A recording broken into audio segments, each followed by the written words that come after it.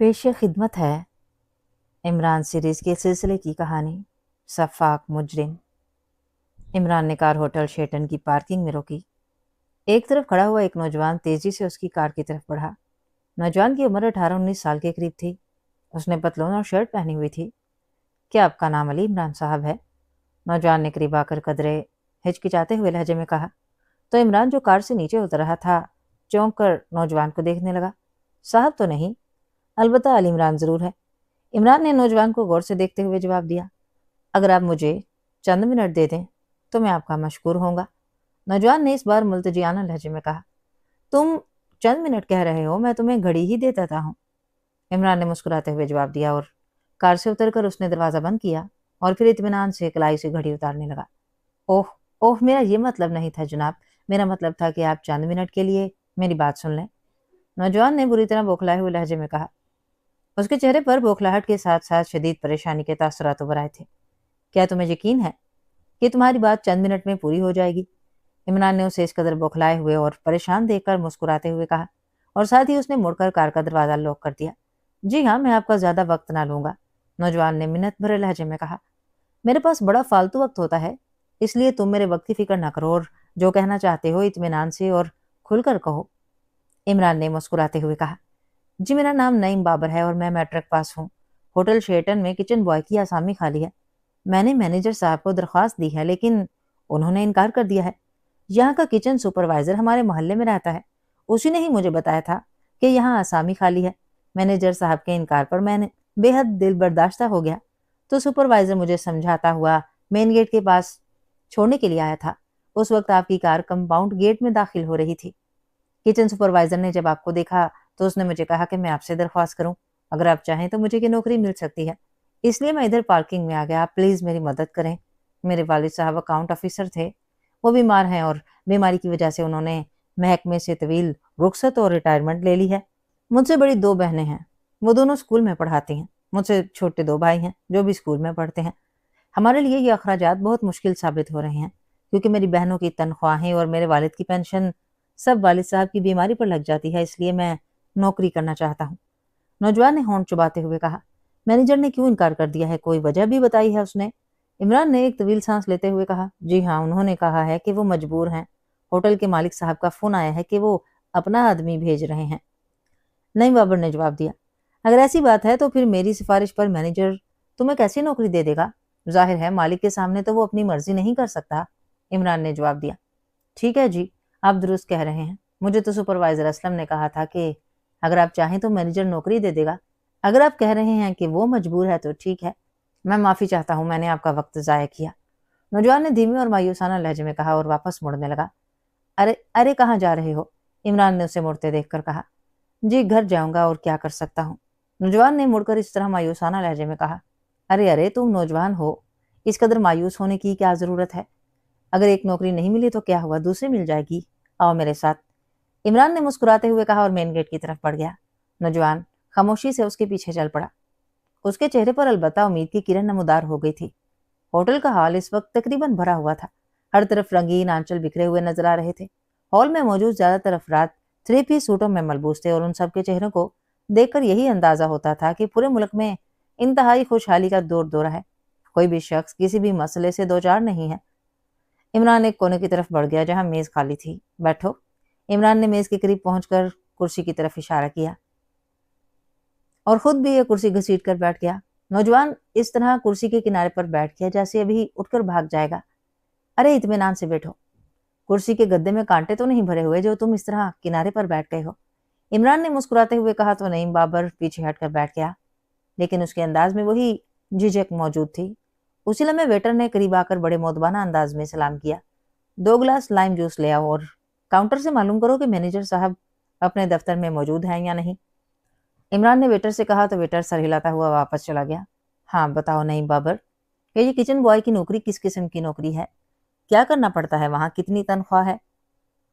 عمران نے نوجوان سے مخاطب ہو کر کہا جی سپروائزر نے بتایا ہے کہ کچن میں ہیلپر کے طور پر کام کرنا پڑتا ہے۔ انہوں نے بتایا تھا کہ تنخواہ 1500 روپیہ ماہانہ ہے، 200-400 روپیہ الاؤنس کے طور پر مل سکتے ہیں اگر مینیجر صاحب چاہیں تو۔ نعیم بابر نے جواب دیتے ہوئے کہا پہلے بھی کسی جگہ ٹرائی کی ہے تم نے؟ عمران نے پوچھا جی نہیں، اس لیے کہ کسی اور جگہ نوکری کرنے کے بعد میں آگے پڑھ نہ سکوں گا، جبکہ یہاں 2 شفٹوں میں کام ہوتا ہے اور جو نوکری ہے وہ دوسری شفٹ میں ہے۔ میں نے سوچا کہ کالج سے فارغ ہو کر یہاں آ جایا کروں گا اور پھر رات کو ڈیوٹی سے فارغ ہو کر گھر چلا جاؤں گا، اس طرح میں پڑھ بھی لوں گا اور کام بھی کر لوں گا، نعیم بابر نے جواب دیتے ہوئے کہا۔ اسی لمحے ویٹر نے آ کر لائم جوس کے 2 گلاس ان کے سامنے رکھ دیے۔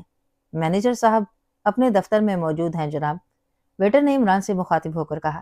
ٹھیک ہے، عمران نے کہا اور پھر ویٹر کے جانے کے بعد نعیم بابر سے مخاطب ہو گیا۔ اطمینان سے لائم جوس پیو، میں کوشش کروں گا کہ تمہارا مسئلہ کسی نہ کسی طرح حل ہو جائے، عمران نے کہا اور اپنے سامنے رکھا ہوا گلاس اٹھا لیا۔ آپ کی مہربانی ہوگی جناب، نعیم بابر نے جواب دیا اور گلاس اٹھا کر اس نے گھونٹ لیا تو اس کے چہرے پر عجیب سے تاثرات ابھر آئے، ایسے تاثرات جیسے زندگی میں پہلی بار لائم جوس کا ذائقہ اس نے چکھا ہو۔ میٹرک کب پاس کیا ہے تم نے؟ عمران نے پوچھا۔ اسی سال پاس کیا ہے جناب، 1 ہفتہ پہلے رزلٹ آیا ہے، نعیم بابر نے جواب دیا۔ کون سا گریڈ لیا ہے؟ عمران نے پوچھا۔ جی سی گریڈ ہے، نعیم بابر نے قدرے جھجکتے ہوئے کہا۔ اب کالج میں کون سے گروپ لینے کا ارادہ ہے؟ عمران نے پوچھا، ساتھ ساتھ وہ لائم جوس کی چسکیاں بھی لے رہا تھا۔ کامرس گروپ لوں گا، نعیم بابر نے جواب دیا۔ اوکے، آؤ میرے ساتھ، اب مینیجر صاحب سے بھی مل لیتے ہیں، عمران نے خالی گلاس میز پر رکھتے ہوئے کہا اور کرسی سے اٹھ کھڑا ہوا۔ نعیم بابر بھی اٹھ کر کھڑا ہو گیا۔ عمران نے جیب سے ایک نوٹ نکال کر گلاس کے نیچے رکھا اور نعیم بابر کو اپنے پیچھے آنے کا کہہ کر بڑھ گیا۔ تھوڑی دیر بعد وہ سائڈ راہداری میں چلتے ہوئے مینیجر کے کمرے کی طرف بڑھے چلے جا رہے تھے۔ مینیجر کے دروازے کے باہر کھڑے باوردی دربان نے ہاتھ اٹھا کر عمران کو سلام کیا اور پھر مؤدبانہ انداز میں دروازہ کھول دیا۔ عمران سلام کا جواب دے کر اندر داخل ہوا۔ کمرہ خاصا وسیع تھا اور انتہائی قیمتی اور شاندار فرنیچر سے سجا ہوا تھا۔ بڑی سی دفتری میز کے پیچھے ایک ادھیڑ عمر آدمی ریوالونگ کرسی پر بیٹھا رسیور کان سے لگائی فون سننے میں مصروف تھا۔ اس نے جب عمران کو اندر داخل ہوتے ہوئے دیکھا تو وہ بے اختیار چونک پڑا۔ اس نے جلدی سے رسیور کریڈل پر رکھا اور اٹھ کر کھڑا ہو گیا۔ اوہ عمران صاحب، آپ خیریت ہے؟ مینیجر نے جلدی سے میز کی سائڈ سے نکل کر عمران کی طرف بڑھتے ہوئے کہا۔ خیریت کو ساتھ لے آیا ہوں، ویسے اس خیریت کا نام نعیم بابر ہے، عمران نے اپنے پیچھے آنے والے نوجوان کی طرف اشارہ کرتے ہوئے کہا۔ اوہ، یہ نوجوان شاید وہی ہے جو نوکری کے لیے آیا تھا، مینیجر نے نعیم بابر کو دیکھتے ہوئے کہا۔ ہاں وہی ہے، عمران نے سر ہلاتے ہوئے کہا۔ اس کی سفارش کچن سپروائزر نے بھی کی تھی عمران صاحب، اس نے مجھے اس کے حالات بھی بتائے تھے، وہ اس کے محلے کا رہنے والا ہے، میں خود بھی یہی چاہتا تھا کہ اسے سروس دے دوں تاکہ یہ سروس کے ساتھ پڑھائی بھی کر سکے، لیکن میں مجبور ہوں۔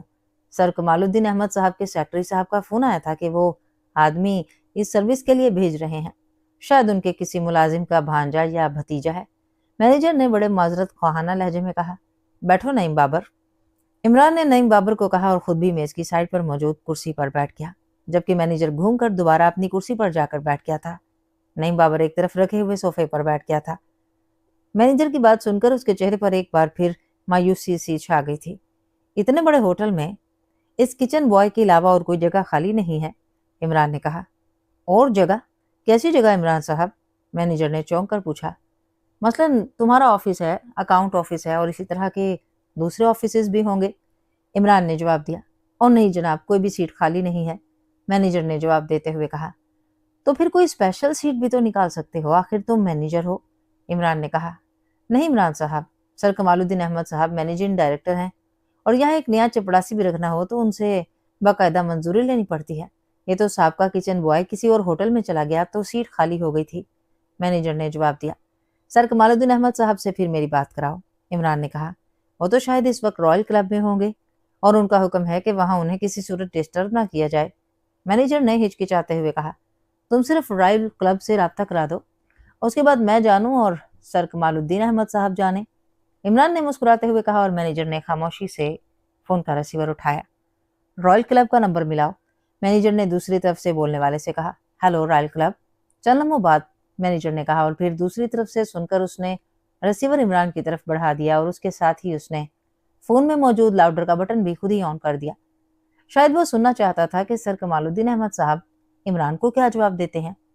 ہیلو رائل کلب، دوسری طرف سے مسلسل کال دی جا رہی تھی۔ سر کمال الدین احمد یہاں ہوں گے، ان سے بات کراؤ، عمران نے کہا۔ کون صاحب بات کر رہے ہیں؟ دوسری طرف سے آواز سنائی دی۔ علی عمران، MSc آکسن، عمران نے اپنا نام اور ڈگریوں کے بتاتے ہوئے کہا تو صوفے پر بیٹھا ہوا نعیم بابر बे इख्तियार चौंक कर इमरान की तरफ देखने लगा। उसके चेहरे पर हैरत के तासुरात उभर आए थे, जबकि मैनेजर सिर्फ मुस्कुरा कर रह गया था। जी बेहतर, होल्ड ऑन करें, दूसरी तरफ से कहा गया। हेलो। चंद लम्हों बाद एक भारी और बावकार सी आवाज सुनाई दी। अस्सलाम वालेकुम वरहमतुल्लाह वबरकात। अंकल, मैं हकीर फकीर पुरतकसीर। इमरान की जुबान यकलख्त रवां हो गई। वालेकुम अस्सलाम, बस बस इतना ही तारुफ काफी है। मैं तुम्हें पहचान गया हूँ, लेकिन फोन कैसे किया है? दूसरी तरफ से सर कमालुद्दीन अहमद ने इमरान की बात दरमियान से काटते हुए हंसते हुए कहा, जी मैंने आपके होटल के मैनेजर से कहा, उन्होंने होटल एक्सचेंज के ऑपरेटर से कहा, उस ऑपरेटर ने रॉयल क्लब के फोन ऑपरेटर से कहा, और रॉयल क्लब के फोन ऑपरेटर ने। इमरान ने एक बार फिर पूरी रवानी से बोलना शुरू कर दिया था। मेरा मतलब था कि किस मकसद के लिए फोन किया है?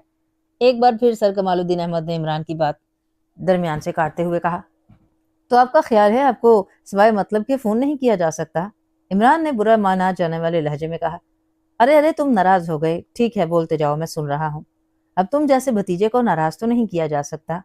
दूसरी तरफ से सर कमालुद्दीन अहमद ने हंसते हुए कहा, वाह, अल्लाह ऐसे अंकल तो सबको दे, कहें आमीन सुम आमीन। इमरान ने कहा, और साथ ही ये भी दुआ मांग लो कि अल्लाह तुम जैसे भतीजे भी सबको दे। सर कमालुद्दीन अहमद ने हंसते हुए कहा, आमीन सुम आमीन। इमरान ने बड़े खशू व खजू से आमीन कहा, तो दूसरी तरफ से सर कमालुद्दीन अहमद एक बार फिर हंस पड़े। अंकल, मैनेजर साहब ने बताया है कि होटल शेरटन में किचन बॉय की आसामी खाली हुई है। इमरान ने अचानक मौजू पर आते हुए कहा, हाँ उसने मुझे रिपोर्ट दी थी, मगर तुम क्यों पूछ रहे हो? सर कमालुद्दीन अहमद के लहजे में हैरत थी। अंकल, आपको तो मालूम है कि मैं एक तवील अरसे से बेरोजगार फिर रहा हूँ। डैडी की भी बड़ी ख्वाहिश है कि मैं किसी आला ओहदे पर फाइज होकर उनका और उनके आला खानदान का नाम रोशन कर दूं।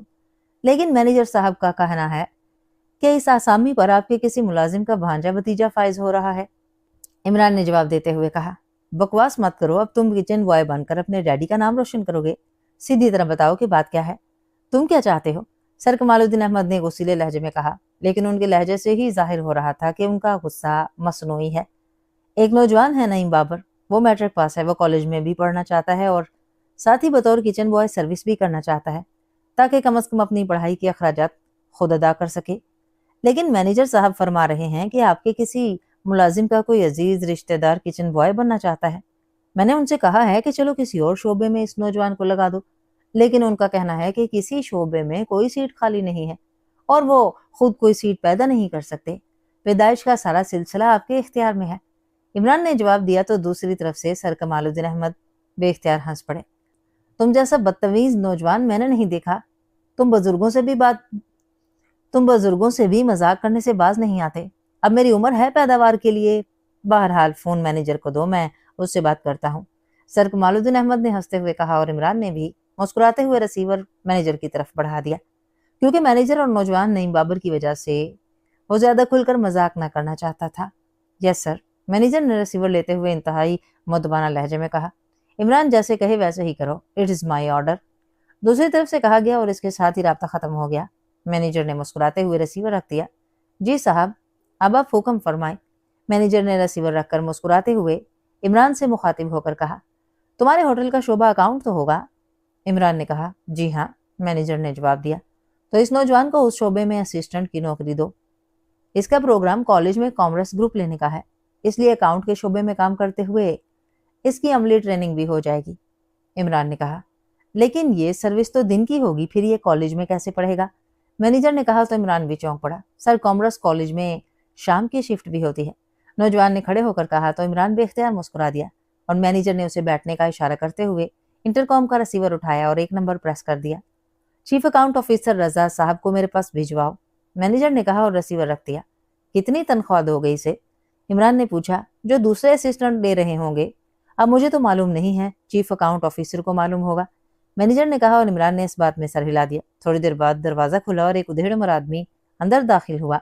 वो सर से गंजा था और आंखों पर मोटे शीशे का चश्मा लगा हुआ था। वो शक्लो सूरत से ही अकाउंट का आदमी लगता था।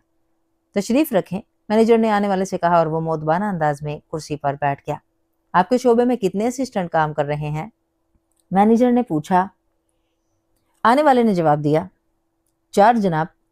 अब 5 काम करेंगे। सर कमालुद्दीन अहमद के खसूसी हुक्म पर यह सीट पैदा की गई है और ये नौजवान काम करेगा।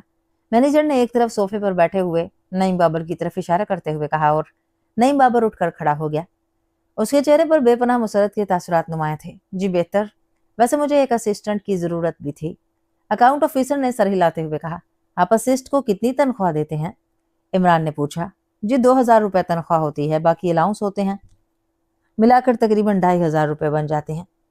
اکاؤنٹ آفیسر نے جواب دیا۔ ٹھیک ہے، جو باقی لوگ لیں گے وہی یہ بھی لے گا، لیکن مینیجر صاحب اس کے کالج کے اخراجات اور اس کی فیس وغیرہ ہوٹل ادا کرے گا، عمران نے کہا۔ لیکن عمران صاحب، یہ رقم کس فنڈ میں سے دی جائے گی؟ ہمارے پاس تو ایسا کوئی فنڈ نہیں ہے، مینیجر نے حیرت بھرے لہجے میں کہا۔ اگر نہیں ہے تو ایک فنڈ بناؤ، اس کا نام رکھو ایجوکیشن فنڈ، اور اس فنڈ میں ہوٹل میں کام کرنے والے نچلے طبقے کے تمام ملازمین کے ان بچوں کی جو اسکول اور کالج میں پڑھتے ہیں فیس اور تعلیمی اخراجات ادا کرو۔ یہ ہوٹل کی انتظامیہ کا فرض ہے کہ وہ اپنے ملازمین کے بچوں کے تعلیمی اخراجات ادا کرے، عمران نے منہ بناتے ہوئے کہا۔ لیکن عمران صاحب، اس فنڈ میں رقم کہاں سے شامل کریں گے؟ ہمارے ہاں تو ایک ایک پیسے کا حساب ہوتا ہے، مینیجر نے ہونٹ چباتے ہوئے کہا۔ گیم کلب سے کتنی آمدنی ہوتی ہے؟ عمران نے خشک لہجے میں کہا۔ اب کیا کہا جا سکتا ہے، مینیجر نے ٹالنے کے سے انداز میں کہا۔ آپ بتائیں چیف اکاؤنٹ آفیسر صاحب، گیم کلب سے روزانہ کتنی آمدنی ہوتی ہے؟ عمران نے چیف اکاؤنٹ آفیسر سے مخاطب ہو کر کہا۔ جی یہ تو سیکرٹ ہے، آپ کو کیسے بتایا جا سکتا ہے؟ چیف اکاؤنٹ آفیسر نے بھی خشک لہجے میں جواب دیتے ہوئے کہا۔ آپ کیا کہتے ہیں مینیجر صاحب؟ عمران نے مینیجر سے مخاطب ہو کر کہا۔ جی میں کیا عرض کروں، میں تو مشکل میں پھنس گیا ہوں، مینیجر نے الجھے ہوئے لہجے میں کہا۔ گیم کلب کا لائسنس تو آپ کے پاس ہوگا، عمران نے کہا۔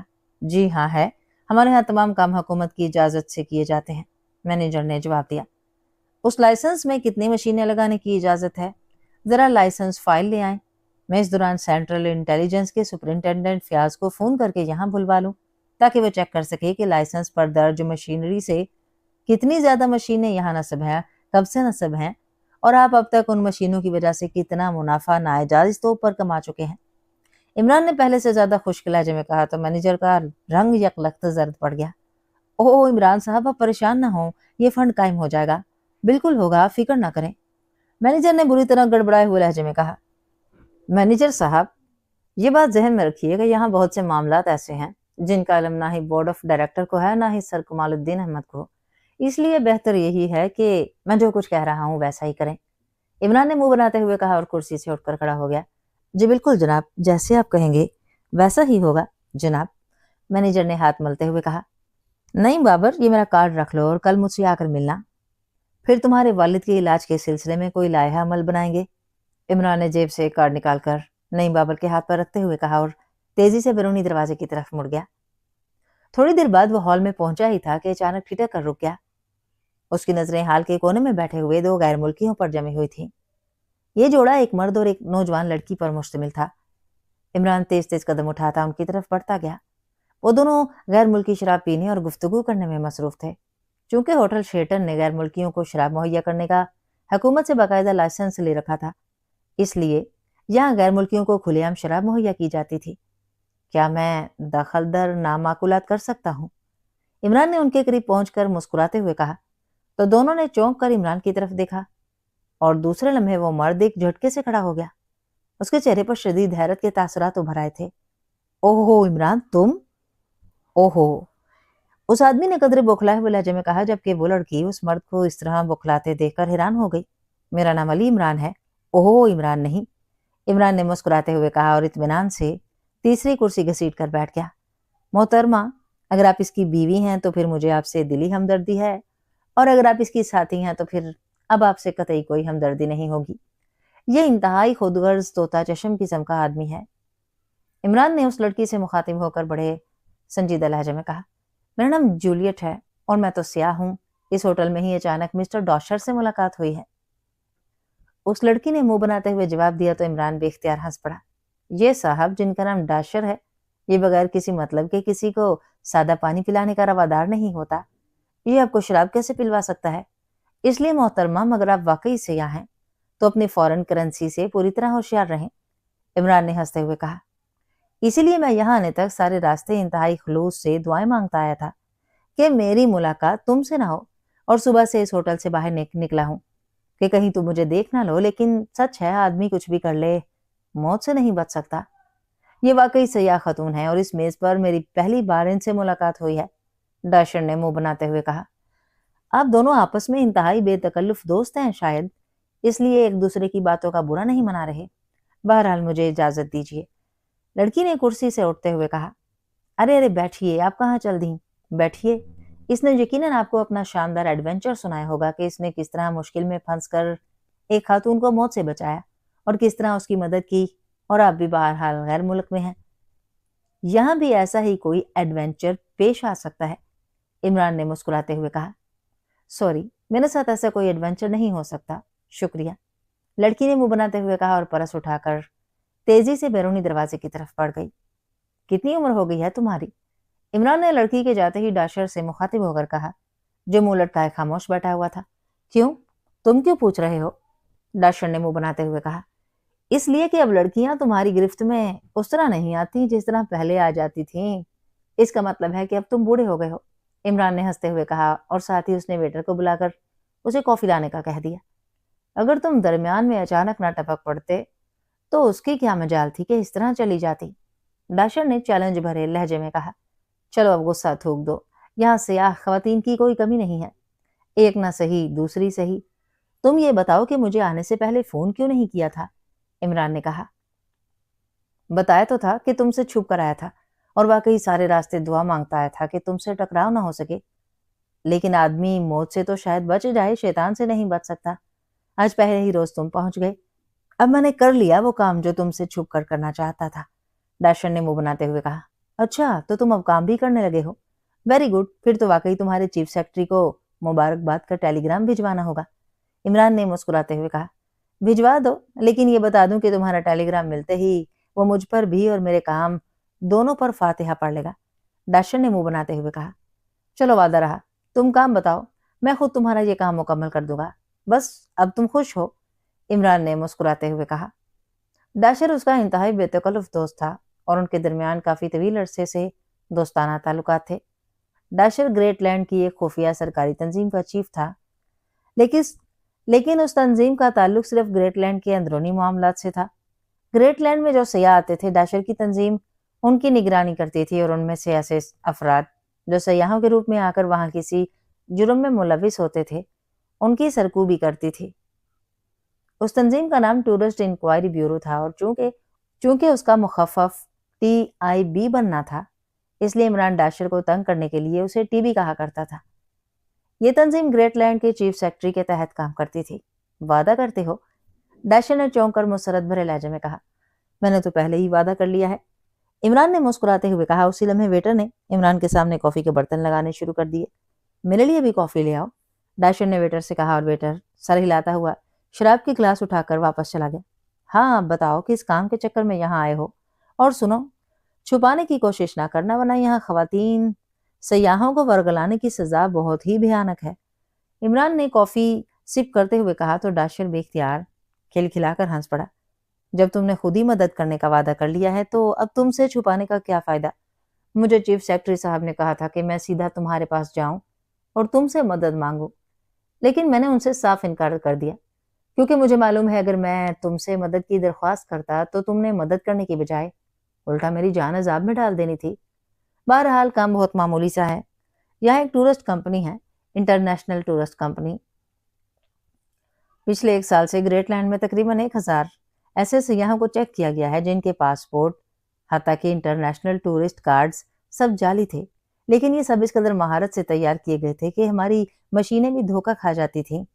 جو سیاح چیک ہو گئے ان سب نے اس کمپنی کا نام لیا، چنانچہ ہم نے پاک ایشیائی سفارت خانے کو باقاعدہ انکوائری کے لیے کہا، لیکن پاک ایشیائی سفارت خانے نے ہر بار یہی جواب دیا کہ اس نام کی کوئی کمپنی پاک ایشیا میں نہیں ہے۔ پھر ہم نے یہاں اپنے سفارت خانے سے بات کی تو انہوں نے بھی یہی جواب دیا کہ اس نام کی کوئی کمپنی نہیں ہے، جبکہ گریٹ لینڈ میں مسلسل ایسے سیاح پکڑے جاتے رہے ہیں جو اس کمپنی کا نام لیتے ہیں، اور حیرت انگیز بات یہ ہے کہ نہ صرف پاک ایشیا سے آنے والے سیاح بلکہ کافرستان، نیپال، بہادرستان، اپ لینڈ اور ایسے دوسرے پاک ایشیا کے ہمسایہ ممالک کے سیاح بھی اسی کمپنی کا نام لیتے ہیں، لیکن یہاں اس کمپنی کا سرے سے کوئی وجود ہی نہیں ہے۔ چنانچہ تنگ آ کر میں نے سوچا کہ میں خود پاک ایشیا جا کر اس سلسلے میں انکوائری کروں۔ ڈاشر نے اس بار سنجیدہ لہجے میں تفصیل بتاتے ہوئے کہا۔ ان سیاحوں نے تو کوئی نہ کوئی تفصیل بتائی ہی ہوگی، عمران نے ڈاشر کے لیے کافی بناتے ہوئے کہا، کیونکہ ویٹر اس دوران ڈاشر کے لیے کافی کے برتن میز پر رکھ گیا تھا۔ ہم وہ سب ایک ہی پتہ بتاتے ہیں، شاداب پلازا، الپائن روڈ، لیکن پاکیشیائی سفارت خانے اور گریٹ لینڈ کے سفارت خانے کی انکوائری کے مطابق الپائن روڈ پر سرے سے کوئی کمرشل پلازا ہی نہیں ہے۔ اس روڈ پر سرکاری دفاتر ہیں یا پرائیویٹ رہائش گاہیں، اور ان سب کو چیک کیا جا سکتا ہے، وہاں ایسا کوئی آفس قائم نہیں ہے۔ ڈاشر نے کافی کا گھونٹ لیتے ہوئے کہا، اس کا مطلب ہے کہ باقاعدہ کوئی گینگ ہے جو اس طرح کا کام کر رہا ہے۔ تم فکر نہ کرو، یہ معمولی کام ہے، ہو جائے گا۔ عمران نے مسکراتے ہوئے کہا، تم نے کہہ دیا ہے ہو جائے گا تو بالکل ہو جائے گا، اس لیے اب میرے یہاں رہنے کی کوئی ضرورت نہیں ہے، میں آج ہی واپس چلا جاتا ہوں۔ ڈاشر نے بڑے مطمئن لہجے میں کہا، واپس اور آج ہی؟ یہ کیسے ہو سکتا ہے؟ اتنے طویل عرصے بعد آئے ہو، اس لیے تم واپس نہیں جا سکتے۔ اب یہاں کم از کم تمہیں 1 ماہ میرے ساتھ گزارنا پڑے گا، پورا 1 ماہ، اس سے 1 روز پہلے بھی نہیں جانے دوں گا، اور یہ ہوٹل وغیرہ سے بھی سامان اٹھاؤ اور میرے ساتھ چلو۔ عمران نے غصیلے لہجے میں کہا، نہیں عمران پلیز، یہ تو مجبوری تھی کہ مجھے آنا پڑا۔ تمہیں معلوم ہے کہ میرا چھوٹا بیٹا ذہنی طور پر اب نارمل ہے، اور میرے بغیر وہ کسی سے بات ہی نہیں کرتا۔ اب بھی بڑی مشکل سے اسے ہسپتال میں داخل کرا کر آئے ہوں، تاکہ وہاں کم از کم اس کی دیکھ بھال تو ہوتی رہے گی، لیکن مجھے معلوم ہے وہ چند روز بعد ہی سوکھ کر کانٹا ہو جائے گا۔ اب میرے یہاں رکنے کا کوئی فائدہ تو نہیں، اس لیے مجھے اجازت دو۔ ڈاشر نے منت بھرے لہجے میں کہا، چھوٹا بیٹا؟ تمہارا مطلب ہے ٹونی؟ وہ تو انتہائی خوبصورت اور شرارتی تھا، اسی کی بات کر رہے ہو؟ عمران نے حیران ہو کر کہا، ہاں عمران، اسی کی بات کر رہا ہوں۔ تم تو 2-3 سال پہلے آئے تھے نا میرے گھر، اس وقت وہ ٹھیک تھا، 1.5 سال پہلے کی بات ہے۔ وہ سکول سے سائیکل پر گھر آ رہا تھا، کسی کار نے اسے سائیڈ ماری اور وہ فٹ پاتھ پر جا گرا۔ اس کے ذہن پر ایسی چوٹ آئی ہے کہ وہ اب نارمل ہو گیا ہے، سوائے میرے کسی کو پہچانتا تک نہیں۔ اس کی ذہنی ترقی رک گئی ہے، گریٹ لینڈ کے بڑے سے بڑے ڈاکٹر کو دکھا چکا ہوں، 2 بار اس کا آپریشن بھی کیا جا چکا ہے، لیکن اس کی حالت میں کوئی فرق نہیں آیا۔ ڈاشر نے غمناک سے لہجے میں کہا، اوکے، پھر تمہارا جانا واقعی ضروری ہے، لیکن اگر ایسی ہی مجبوری تھی تو مجھے فون کر دینا تھا۔ عمران نے کہا، میں نے سوچا تھا، لیکن پھر مجھے خیال آیا کہ تمہارا تعلق سیکرٹ سروس سے ہے، اور سیکرٹ سروس ظاہر ہے اس قسم کے کیسوں میں دلچسپی ہی نہیں لے سکتی۔ اس کے علاوہ تم نہ جانے کتنے مصروف رہتے ہوگے۔ ڈاشر نے جواب دیتے ہوئے کہا، تم فکر نہ کرو، کام ہو جائے گا، بلکہ یہ تو ہمارے ملک کے فائدے کے لیے ہے۔ فراڈ یہاں ہو رہا ہے، اور ظاہر ہے جعلی کاغذات پر جو سیاح جاتے ہوں گے تم لوگ انہیں وہاں قید میں ڈال دیتے ہوگے۔ عمران نے کہا، پہلے تو ایسا ہوا، لیکن جب یہ سلسلہ بڑھ گیا تو پھر چیف سیکرٹری صاحب نے خصوصی آرڈر دے دیے کہ ایسے کیسز میں ملوث سیاحوں کو قید کرنے کی بجائے زبردستی ان کے ملک واپس بھجوا دیا جائے، اس لیے اب ہم ایسا ہی کرتے ہیں۔ ڈاشر نے جواب دیا، اور اس سلسلے میں کوئی تفصیلات تمہارے پاس ہوں تو مجھے بتا دو۔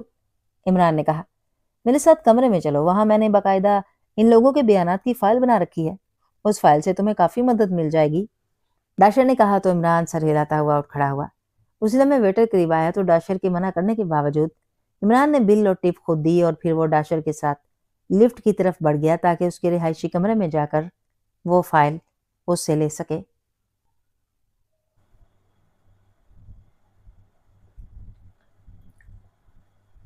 سیاہ رنگ کی کار خاصی تیز رفتاری سے دارالحکومت کی ایک بارونق سڑک پر دوڑتی ہوئی آگے بڑھی چلی جا رہی تھی۔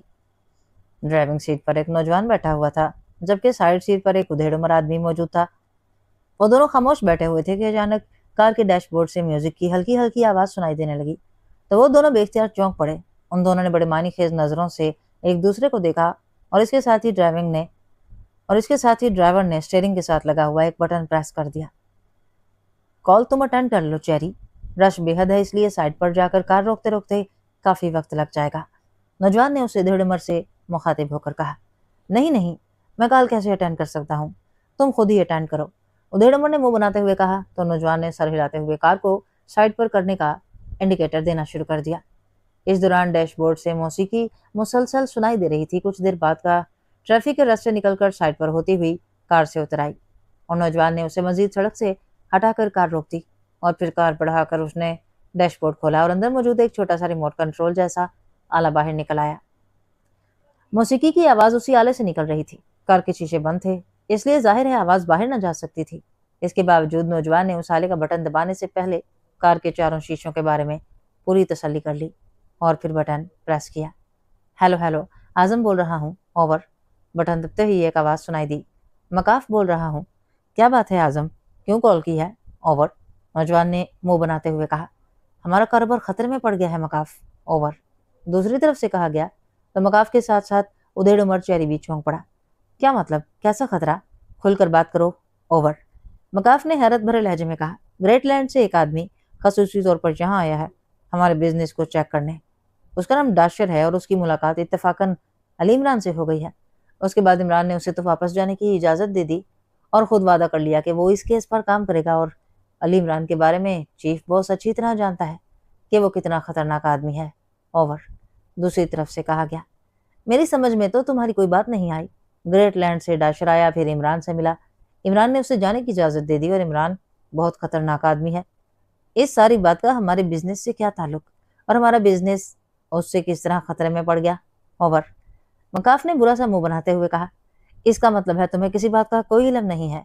ओके, तुम ऐसा करो कि मुझे चीफ बॉस का नंबर दे दो। कि आजकल वो कहाँ है, मैं उससे बराह रास्त बात कर लूंगा, वरना इस तरह ट्रांसमीटर कॉल चेक भी हो सकती है। ओवर। दूसरी तरफ से कहा गया। मैं और चेरी चीफ बॉस के पास ही जा रहे हैं, मैं उन्हें कह दूंगा, वो तुमसे खुद ही बात कर लेंगे, उनका नंबर तुम्हें नहीं दिया जा सकता। ओवर। मकाफ ने मुंह बनाते हुए कहा। ठीक है, ओवर एंड ऑल। दूसरी तरफ से कहा गया और उसके साथ ही रास्ता खत्म हो गया। मकाफ ने ट्रांसमीटर ऑफ करके उसे वापस डैशबोर्ड में रखा और डैशबोर्ड बंद करके उसने स्टीयरिंग के साथ लगा हुआ बटन दोबारा प्रेस कर दिया। अब डैशबोर्ड उसकी मर्जी के बगैर कोई खोल ना सकता था। ये क्या चक्कर है मकाफ? मेरी समझ में तो वाकई कोई बात नहीं आई। उधेड़ उमर चेरी ने नौजवान मकाफ से मुखातिब होकर कहा। मेरी अपनी समझ में कुछ नहीं आया, बहरहाल चीफ बॉस से बात होगी तभी पता चलेगा।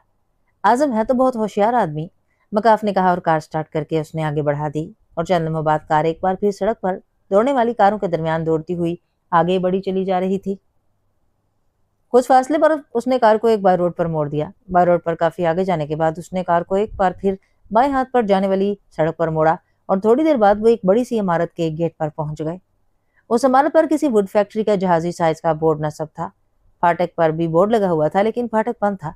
मकाफ ने फाटक के सामने कार रोककर 3 बार मखसूस अंदाज में हारन दिया तो फाटक की साइड पर बने हुए कमरे से एक मकामी नौजवान बाहर निकल आया और उसने फाटक खोल दिया और मकाफ कार अंदर ले गया।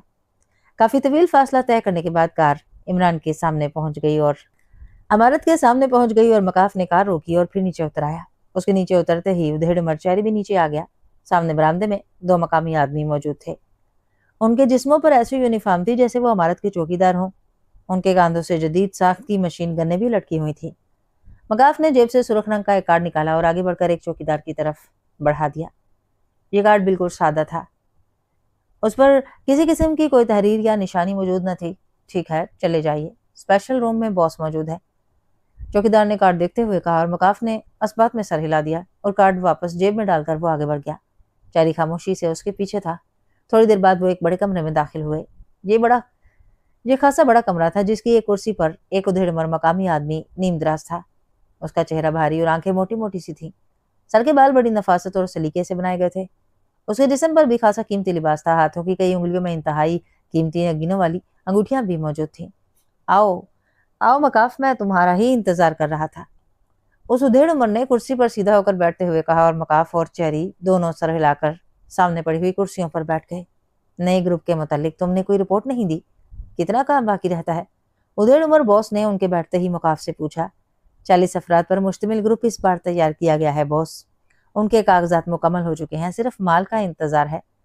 जैसे ही माल आएगा उन्हें रवाना कर दिया जाएगा, मकाफ ने जवाब देते हुए कहा। और उनकी जगह जो अफराद जाएंगे उनका क्या हुआ?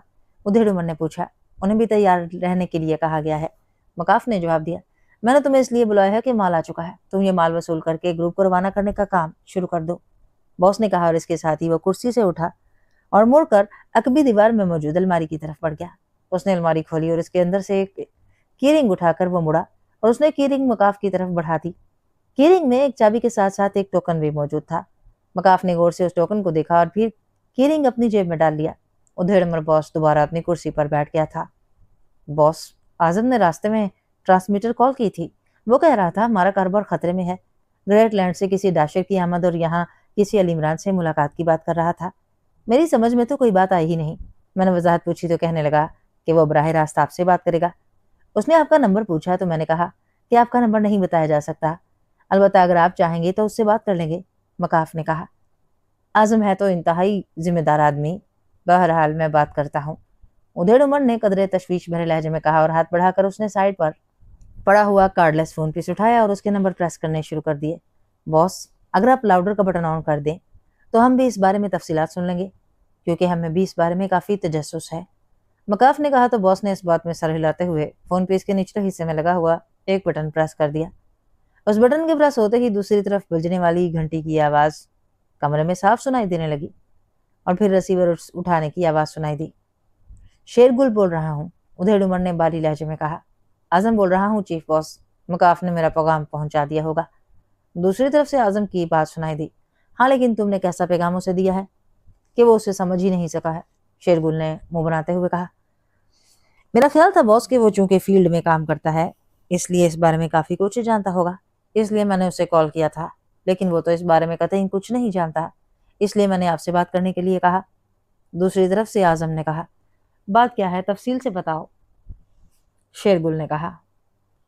बॉस, आपको तो मालूम है कि इंटेलिजेंस और पुलिस इंटरनेशनल टूरिस्ट कंपनी को तलाश करती रही है, लेकिन उसे आज तक ये कंपनी नहीं मिल सकी। मैंने इस बारे में जो मालूमात हासिल की थी उनसे मुझे मालूम हुआ था कि ग्रेट लैंड में हमारे जो डिमी अफराद पकड़े गए हैं उनकी वजह से हुकूमत ग्रेट लैंड ने पाक एशियाई सफारत खाने को इस कंपनी का सुराग लगाने का कहा था, और पाक एशियाई सफारत खाने ने आला हुकाम से कहा इस तरह इंटेलिजेंस इस सिलसिले में काम करती रही, लेकिन जाहिर है इस कंपनी का कहीं वजूद होता तो उन्हें मिलता, इसलिए वो इस बारे में कतई लाइलम रहे। फिर पाक एशिया में ग्रेट लैंड के सफारत खाने के अफराद अपने तौर पर इस कंपनी के बारे में इंक्वायरी करते रहे, लेकिन जाहिर है उन्हें भी नाकामी का ही मुंह देखना पड़ा। आजम ने तफसील बताते हुए कहा। मुझे इन सब बातों का पहले से इल्म है, जो नई बात हुई है वो बताओ, जिस पर तुमने मकाफ से कहा है कि हमारा कारोबार खतरे में है, शेरगुल ने कदरे सख्त लहजे में कहा। वही बता रहा हूँ बॉस, जो सरकारी एजेंसी ग्रेट लैंड में हमारे आदमियों को पकड़ती है उसका नाम TIB है। उसका सरबराह एक शख्स डाशर है। आज मैं इत्तेफाक से एक काम के लिए होटल शेटन गया तो वहां मैंने उस आदमी डाशर को होटल में एक गैर मुल्की औरत के साथ बैठे हुए देखा। क्योंकि मैं उसे जाती तौर पर जानता हूँ इसलिए मैं उसे वहां देखकर चौंक पड़ा। उसके साथ एक मेज खाली थी, मैं उस मेज पर जाकर बैठ गया। डाशर उस गैर मुल्की सयाह औरत के साथ लगावट भरी बातें कर रहा था कि अचानक वहां अली इमरान पहुंच गया। अली इमरान यहाँ की सेंट्रल इंटेलिजेंस ब्यूरो के डायरेक्टर जनरल सर अब्दुर्रहमान का अकलौता लड़का है। सेंट्रल इंटेलिजेंस के सुपरिंटेंडेंट फयाज का इंतहाई गहरा दोस्त है और सुना गया है कि यह आदमी पाकिस्तान सीक्रेट सर्विस के लिए काम करता है और हद दर्जा खतरनाक सीक्रेट एजेंट समझा जाता है। वो इस डाशर से इस तरह मिला जैसे वो इंतहाई गहरे दोस्त हों। फिर वो सियाह औरत चली गई और वो दोनों बातें करने में मसरूफ हो गए। मैं साथ वाली मेज पर बज़ाहिर तो खाना खाने में मसरूफ था, लेकिन मेरे कान उनकी गुफ्तगू पर ही लगे हुए थे, और फिर उन दोनों के दरमियान हमारे मुतल्लिक ही बातें शुरू हो गईं। उस डाशर ने बताया कि वो हमें ट्रेस करने यहाँ आया है। उसने तफसीलात भी बताई और वही पता भी दोहराया जो पता हम अपने क्लाइंट्स को बताते हैं। इस पर उस इमरान ने डाशर से वादा कर लिया कि वो इस केस पर काम करेगा। चुनाचे डाशर ने फौरन वापस जाने का कह दिया। उसके बाद इमरान ने डाशर से मजीद तफसीलात तलब की तो डाशर ने कहा कि उसके पास उन पकड़े जाने वाले अफराद के बयानात की पूरी फाइल मौजूद है। चुनाचे इमरान उसके साथ उसके कमरे में गया जहां वो डाशर रिहाइश पजीर था। आजम ने पूरी तफसील बताते हुए कहा। तो फिर इससे हमें क्या खतरा पैदा हो गया, शेरगुल ने मुंह बनाते हुए कहा। इमरान हद दर्जे खतरनाक आदमी है बॉस, अगर ये हमारे पीछे लग गया तो फिर सब कुछ सामने आ जाएगा। आजम ने जवाब देते हुए कहा। तुम पागल तो नहीं हो गए जो इस तरह एक आदमी से खौफजदा हो रहे हो? वो हमारे मुतालिक क्या मालूम करेगा? कहाँ से मालूम करेगा? शेरगुल ने गुस्सीले लहजे में कहा। बॉस, वो सीक्रेट सर्विस के लिए काम करता है। उन लोगों के काम करने का अंदाज पुलिस और इंटेलिजेंस दोनों से मुख्तलिफ है। आजम ने जवाब देते हुए कहा। होता होगा, बहरहाल तुम फिक्र ना करो, बेशक लाख टकरे मार लें उसे कुछ मालूम ना हो सकेगा। अलबत्ता अगर तुम्हें उससे ज्यादा ही खौफ आ रहा है तो फिर मेरी तरफ से इजाजत है, किसी भी पेशावर कातिल को हायर करके उसे गोली से उड़ा दो। शेरगुल ने मुंह बनाते हुए जवाब दिया। फिर तो और भी ज्यादा खतरनाक काम हो जाएगा, इस तरह तो वो हमारी राह पर चल निकलेगा। ठीक है बॉस, मेरा काम तो आपको इतला देना था, अगर आप समझते हैं कि वो कुछ हासिल ना कर सकेगा तो ठीक है, आजम ने जवाब देते हुए कहा। तुम फिक्र मत करो, वो कुछ भी हासिल ना कर सकेगा, शेरगुल ने कहा, और फोन का बटन ऑफ करके उसने फोन पीस को वापस तपाही पर रख दिया। मेरा ख्याल है बॉस कि आजम उस आदमी से जहनी तौर पर जरूरत से कुछ ज्यादा ही खौफजदा हो गया है, मकाफ ने शेरगुल से मुखातिब होकर कहा। हाँ, इसलिए मैं सोच रहा हूँ कि ऐसे आदमी का खात्मा ही करा दूं। वो अल इमरान तो हमारे मुतल्लिक कुछ ना मालूम कर सकेगा, لیکن یہ خوفزدہ عزم ہمارے لیے زیادہ خطرناک ثابت ہو سکتا ہے۔ شیرگل نے ہونٹ چباتے ہوئے کہا، چیری میرے ساتھ موجود ہے، آپ کے حکم کی دیر ہے، اعظم کا وجود ہی ہمیشہ کے لیے اس دنیا سے غائب ہو جائے گا۔ کیوں چیری؟ مکاف نے ساتھ بیٹھے ہوئے چیری سے مخاطب ہو کر کہا، اور چیری نے بے اختیار دانت نکال دیے۔ میرا تو فارغ رہتے رہتے دل اکتا گیا ہے باس، آپ کے حکم کی وجہ سے میں مارکیٹ سے بھی کام نہیں پکڑ سکا، اور آپ کوئی حکم بھی نہیں دیتے۔ چیری نے بڑے خوش آمدانہ لہجے میں جواب دیا، تمہیں ماہانہ معاوضہ تو باقاعدگی سے ملتا ہے؟ شیرگل نے مسکراتے ہوئے کہا، جی ہاں وہ تو مل رہا ہے۔ چیری نے چونک کر کہا، تو پھر تمہیں کس بات کی فکر ہے؟ بغیر کچھ کام کیے بھاری معاوضہ کما رہے ہو، اور کیا چاہتے ہو؟ شیرگل نے کہا، صرف معاوضے کی بات نہیں ہوتی باس، ہر پیشہ ور قاتل کے اندر قتل کرنے کی فطری طور پر ایک عجیب سی خواہش ہوتی ہے، اور جب وہ کسی آدمی کو قتل کرتا ہے تو اس سے اس کی اس خواہش کی تسکین ہو جاتی ہے۔ یہ تسکین بھی ضروری ہوتی ہے۔ یہی وجہ ہے کہ اکثر پیشہ ور قاتل بغیر کسی مقصد کے بھی کسی کو ہلاک کر دیتے ہیں۔ چیری نے کہا، اور اس کی بات سن کر مکاف اور شیرگل دونوں ہنس پڑے۔ تو تمہیں کس نے منع کیا ہے کہ تم اپنی خواہش نہ پوری کرو؟ مار دیا کرو آدمیوں کو۔ شیرگل نے کہا تو اس بار چیری ہنس پڑا، اور تو میں کر لیتا ہوں، لیکن کوئی خاص نشانہ مل جائے تو پھر واقعی کام کرنے کا لطف آ جاتا ہے۔ شیری نے کہا، اعظم ہمارے لیے خاصا کام کر رہا ہے، میں سوچ رہا ہوں کہ اگر اسے آف کر دیا جائے تو پھر اس کی جگہ کسی دی جائے۔ شیرگل نے اس بار سنجیدہ لہجے میں کہا، اعظم کے ذمہ پارٹیاں تلاش کرنا ہے، یہ کوئی مشکل کام نہیں ہے، میں کر لیا کروں گا۔ مکاف نے منہ بناتے ہوئے کہا، نہیں یہ تمہارا کام نہیں ہے، اوکے ابھی رہنے دو، اگر میں نے مزید کوئی خطرہ محسوس کیا تو پھر میں چیری کو احکامات بھجوا دوں گا۔ شیرگل نے کہا، اوکے باس، جیسے آپ کی مرضی۔ مکاف نے کہا اور کرسی سے اٹھ کھڑا ہوا، اس کے اٹھتے ہی چیری بھی اٹھ کر کھڑا ہو گیا، اور پھر وہ دونوں شیرگل کو سلام کر کے اس کمرے سے باہر نکل آئے۔ تھوڑی دیر بعد ان کی کار تیزی سے اسی بائی روڈ سے گزر کر مین روڈ کی طرف بڑھی چلی جا رہی تھی۔ باس کا اعظم کی موت کا حکم دیتے دیتے ارادہ بدل گیا ہے، ویسے اگر مجھے اس عمران کا پتہ لگ جائے تو میں خود اس کا خاتمہ کر سکتا ہوں۔ باس نے تو اعظم سے یہ بات کی تھی، لیکن اعظم نے کہا کہ اس طرح خطرہ بڑھ جائے گا۔ مکاف نے جواب دیا، باس کی یہ بات میری سمجھ میں نہیں آئی کہ میری موجودگی میں باس نے اسے کیوں یہ کہا ہے کہ وہ کسی پیشہ ور قاتل سے بات کرے۔ چیری نے کہا، باس شاید تمہیں سامنے نہ لانا چاہتا ہوگا۔ مکاف نے کہا، اگر میں اپنے طور پر اس عمران کا پتہ چلا لوں تو کیا مجھے اجازت ہے کہ میں اس کا خاتمہ کر دوں؟ چیری نے کہا، ہاں کیوں نہیں، باس نے تو تمہیں خود کہہ دیا ہے کہ تم اپنی خواہش پوری کرنے کے لیے آدمی مار دیا کرو۔ مکاف نے کہا۔ چیری نے اس انداز میں سر ہلا دیا جیسے وہ عمران کو قتل کرنے کا فیصلہ کر چکا ہو۔ عمران نے فون کا ریسیور اٹھایا اور نمبر ڈائل کرنے شروع کر دیے۔ دوسری طرف کچھ دیر گھنٹی بجتی رہی، پھر ریسیور اٹھائے جانے کی آواز سنائی دی۔ یس چوہان بول رہا ہوں۔ اس کے ساتھ ہی چوہان کی آواز سنائی دی۔ یہ کیسا نام ہے چوہان؟ کسی فرد کا تو نام نہیں ہو سکتا، یہ تو پورے قبیلے کا نام ہے۔ عمران نے منہ بناتے ہوئے کہا، لیکن وہ بول اپنی اصل آواز میں ہی رہا تھا۔ اوہ عمران صاحب، آپ دراصل آپ کے ہم وزن اور ہم قافیہ نام یہی بنتا ہے، اس لیے مجبوری ہے۔ دوسری طرف سے چوہان کی ہنستی ہوئی آواز سنائی دی۔ چلو ہم قافیہ والی بات تو سمجھ میں آتی ہے، یہ ہم وزن کا کیا مطلب ہے؟ کیا ناموں کو کسی ترازو میں تولا جا سکتا ہے؟ عمران نے کہا تو دوسری طرف سے چوہان بے اختیار ہنس پڑا۔ ہم وزن کا مطلب ہے ایک جیسے الفاظ۔ اب دیکھیں عمران بھی 5 حروف سے بنتا ہے اور چوہان بھی 5 حروف سے، تو ہم وزن نام ہو گئے یہ دونوں۔ چوہان نے کہا، یہ کیسے ہو سکتا ہے کہ ہم دونوں ہم وزن ہوں؟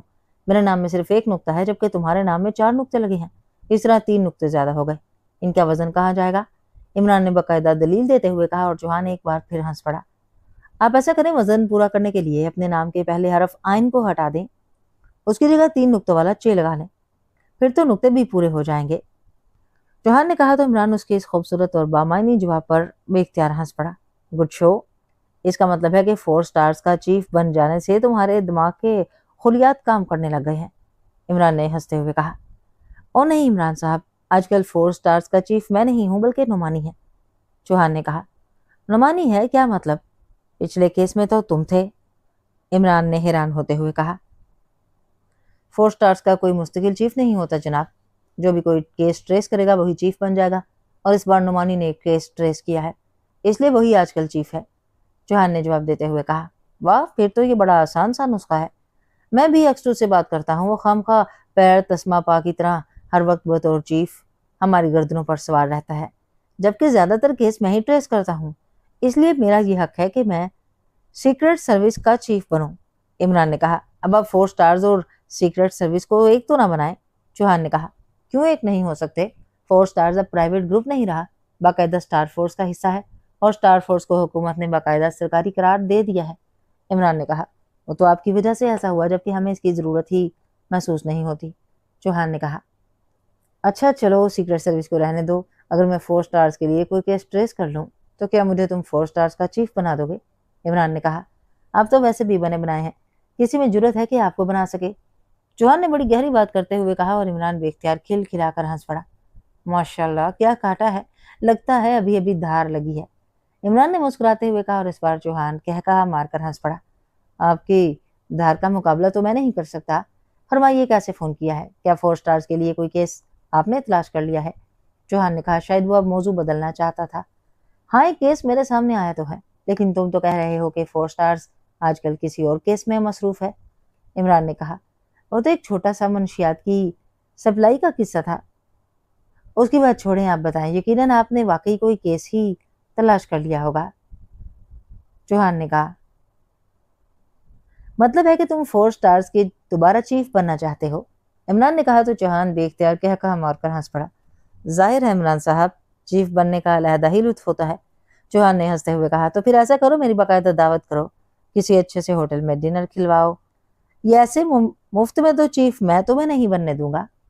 عمران نے کہا، یہ کون سی مشکل بات ہے عمران صاحب، آپ کے ساتھ تو جو لمحات گزرتے ہیں وہ یادگار ہوتے ہیں۔ ابھی تشریف لے آئیں، میں باقی اسٹارز کو بھی بلوا لیتا ہوں، جہاں آپ چاہیں وہاں ڈنر کر لیں گے۔ چوہان نے کہا، اگر دمدار اسٹارز بھی شامل ہو جائیں تو پھر کیسا رہے گا؟ عمران نے مسکراتے ہوئے کہا، دمدار اسٹارز؟ وہ کون ہیں؟ چوہان نے کہا، جو 4 اسٹارز سے علیحدہ ہیں، جیسے تنویر۔ دمدار اسٹارز وہ کون ہوتے ہیں؟ چوہان نے کہا، جو 4 اسٹارز سے علیحدہ ہیں، جیسے تنویر۔ عمران نے مسکراتے ہوئے جواب دیا تو چوہان ایک بار پھر ہنس پڑا۔ ٹھیک ہے، انہیں بھی دعوت دے دیتا ہوں۔ چوہان نے کہا، اوکے، پھر میں آ رہا ہوں تمہارے فلیٹ پر۔ عمران نے کہا، اور ریسیور رکھ کر اس نے زور سے سلیمان کو آوازیں دینی شروع کر دی۔ جی فرمائیے، سلیمان نے تیسری آواز پر دروازے پر نمودار ہوتے ہوئے بڑے مؤدبانہ لہجے میں کہا، ایک بہت بڑے ہوٹل میں میرے اعزاز میں ڈنر ہو رہا ہے، اس لیے تم نے آج جو بدمزہ سا ڈنر تیار کیا ہوگا وہ خود کھا لینا۔ عمران نے مسکراتے ہوئے کہا، جی بہت بہتر۔ سلیمان نے بڑے فدویانہ انداز میں جواب دیا اور وہ واپس مڑ گیا۔ ارے ایک منٹ بات تو سنو، عمران نے اس کے واپس مڑتے ہی کہا، جی صاحب۔ سلیمان نے مڑ کر پہلے کی طرح مؤدبانہ لہجے میں کہا، کیا بات ہے، آج تم ضرورت سے کچھ زیادہ ہی فرما بردار دکھائی دے رہے ہو۔ عمران نے اسے گچ گھورتے ہوئے کہا، میں نے تو ہمیشہ ہی آپ کی فرما برداری کی ہے جناب، آپ کی بے لوث محبت تو میری زندگی کا مقصد ہے جناب۔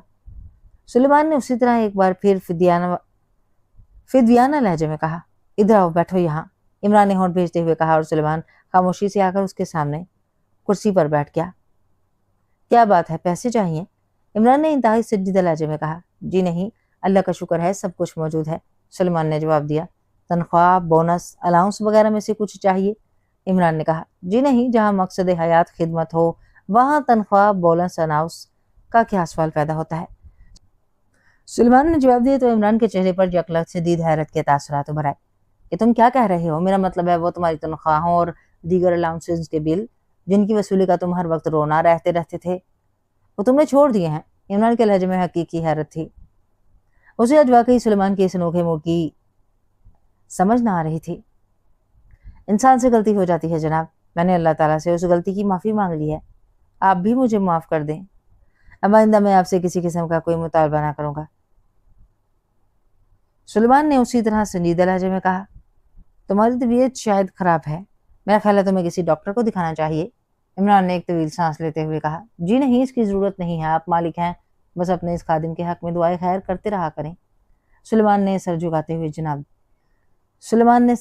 ہوئے جواب دیا، تو پھر سن لو کہ آج ڈنر میں یہاں فلیٹ میں ہی کروں گا۔ عمران نے کہا، جی بہت بہتر، ڈنر میں کیا کھانا پسند کریں گے آپ؟ سلیمان نے جواب دیا، میں تمہاری کھوپڑی توڑ دوں گا، سمجھے؟ سیدھی طرح بکو، کیا بات ہے؟ عمران نے زچ ہو کر انتہائی جھلائے ہوئے لہجے میں کہا، دوسروں کو زچ کر کے جھلانے پر مجبور کرتا چلایا تھا، لیکن آج وہ حقیقتاً سلیمان کے اس انداز پر خود زچ ہو کر رہ گیا تھا۔ مطلب ہے آپ مغز کھانا پسند کریں گے، بہت بہتر، لیکن کس کا مغز جناب؟ سلمان نے جواب دیا تو عمران بے اختیار کھلکھلا کر ہنس پڑا۔ اب آئے ہو نا ٹریک پر، اپنا مغز، عمران نے ہنستے ہوئے کہا۔ سلمان کے اس جواب سے ہی وہ سمجھ گیا تھا کہ سلمان پر طاری وہ فدویانہ موڈ غائب ہو گیا ہے اور اب وہ اپنے اصل موڈ میں آتا جا رہا ہے۔ جی بہتر، خالی ڈھونگا پیش کر دوں گا، سلمان نے کہا اور کرسی سے اٹھ کھڑا ہوا، اور عمران سلمان کے اس خوبصورت اور گہرے جواب پر بے اختیار کہا مار کر ہنس پڑا۔ گڈ، اب لگ رہا ہے کہ میں آغا سلیمان پاشا سے گفتگو کر رہا ہوں، ورنہ پہلے تو مجھے یوں لگتا تھا جیسے سلیمان خاکسار سے گفتگو ہو رہی ہو۔ ویسے سچ سچ بتاؤ، تم پر وہ پہلے والا موڈ کیوں طاری ہوا تھا؟ عمران نے کہا۔ صبح کی نماز کے بعد مولوی صاحب نے درس دیا تھا کہ زندگی چند روزہ ہے، اس لیے ہمیں اس چند روزہ زندگی کا ہر لمحہ اپنے مالک کی خدمت میں گزارنا چاہیے، اور یہ خدمت بغیر کسی غرض، لالچ، طمع اور فائدے کے ہونی چاہیے، وغیرہ وغیرہ۔ بڑا پراثر درس تھا، بس میں نے فیصلہ کر لیا اب باقی زندگی مالک کی بے لوث خدمت میں گزار دوں گا، سلمان نے جواب دیا تو عمران ایک بار پھر ہنس پڑا۔ مولوی صاحب نے یہ بھی بتایا ہوگا کہ مالک سے ان کا مطلب کون ہے؟ مطلب بتانے کی کیا ضرورت، ہر آدمی سمجھتا ہے، سلمان نے برا سا منہ بناتے ہوئے جواب دیا۔ تم مالک سے کیا مطلب سمجھے تھے؟ عمران نے کہا۔ میرے مالک تو بہرحال آپ ہیں، اس میں سمجھنے والی کون سی بات ہے، سلمان نے جواب دیا۔ یا اللہ ان مولوی صاحب کو جزائے خیر دے، عمران نے دعا کے لیے ہاتھ اٹھاتے ہوئے کہا۔ کیا مطلب، کیا میں نے مالک کا مطلب غلط سمجھا ہے؟ سلمان نے حیران ہوتے ہوئے کہا۔ سچ بتا کر نقصان تو میرا ہی ہوگا، لیکن ایسی بات ہے کہ بتائے بغیر بھی رہا نہیں جا سکتا۔ مولوی صاحب کا مالک سے مطلب اللہ تعالیٰ ہے، وہی اس کائنات کا مالک ہے، وہی قیامت کے روز کا مالک ہے، عمران نے جواب دیا تو سلیمان یکلخت ایک جھٹکے سے اٹھ کر کھڑا ہو گیا، اس کے چہرے پر چھائے ہوئے فرمانبرداری کے تاثرات یکلخت بدل گئے۔ اچھا، تو مولوی صاحب کا مالک سے یہ مطلب تھا، سلیمان نے کہا۔ ہاں یہی مطلب تھا، بہرحال وہ تنخواہوں، بونس، الاؤنس وغیرہ تو تم معاف کر ہی چکے ہو، مزید کتنے سالوں تک طلب نہیں کرو گے؟